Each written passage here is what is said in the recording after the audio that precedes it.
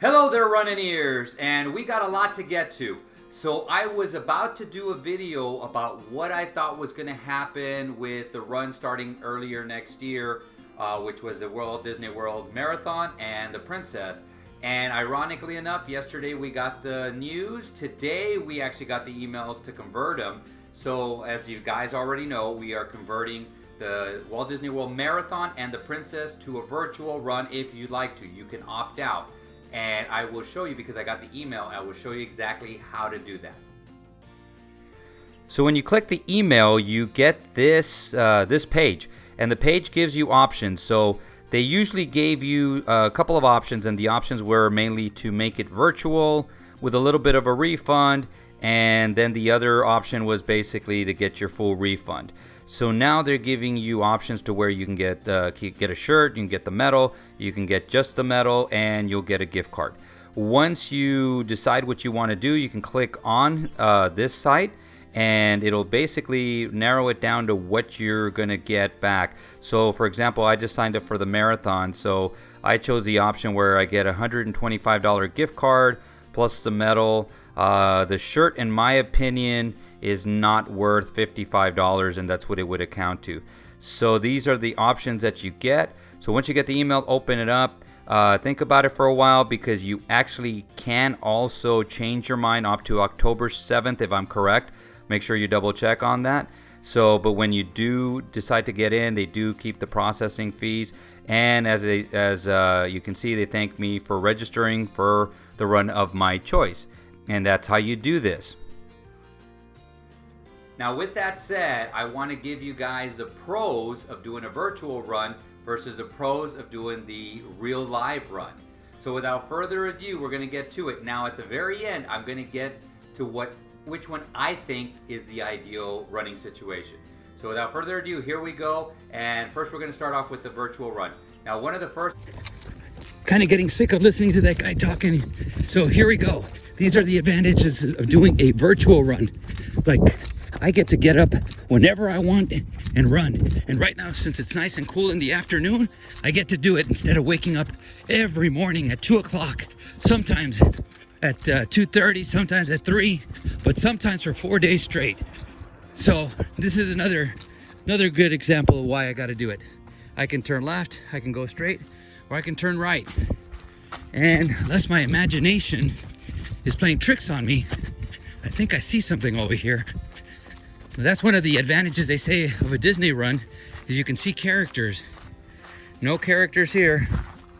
Oh, wait a second. Is that Figment? Figment of my imagination. Wow, this is interesting. What, to look this way? Figment, there's nothing over here. Where did Figment go? I guess he was a figment of my imagination. Well, anyways. So another advantage of running a virtual run is I can run solo. Only Wookiees run in groups. Professionals run solo. And probably the biggest advantage of running a virtual run is that I feel lighter all the time, because I'm not spending all that money on a real run, a real live run. Instead, I'm spending less money on a virtual run, and I still get the medal, and sometimes I even get the shirt. So that's why you should do a virtual run. I don't know why you would not do a live run. Look at this. It's a bunch of people that are just out there to have fun, and they're just ready to explode. As it's just like a firework ready to explode. And so you get to see the fireworks for real. You start running. You get announcers. You actually might even see yourself on the TV screen. So that's one of the coolest things about doing a Disney run live. And as you get started, you get to run over to the mile markers, which are also so cool, including characters like Woody and Buzz Lightyear. You get to run through little tunnels, and they're all lit up with music. It's just something that is just amazing when you go through these tunnels. And let me tell you, one of the best things about it is when you get to run through the parks. And when the parks are all lit up, especially right after Christmas during the Disney World Marathon and the half marathon, you get to see the Christmas trees.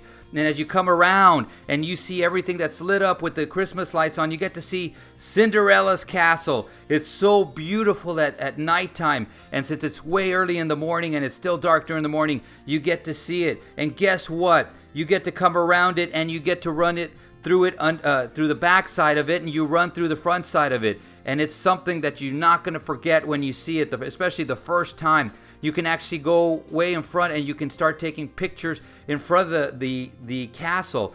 And talking about pictures, there is picture ops that you cannot take on a virtual run. So you can stand in front of characters and you can take the pictures.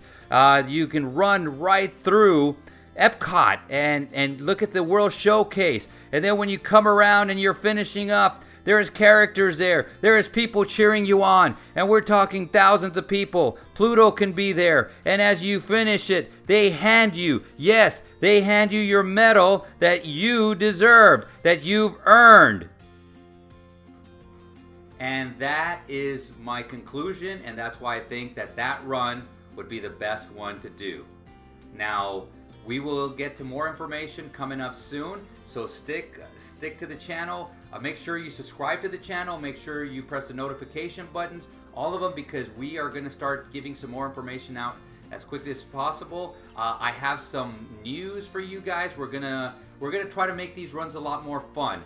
So if you subscribe to the channel, you're gonna get a lot more information. Go to Facebook. I promise I'm gonna get more on Instagram and Twitter. And remember, it's the Run in Ears. And we'll see you at our next run.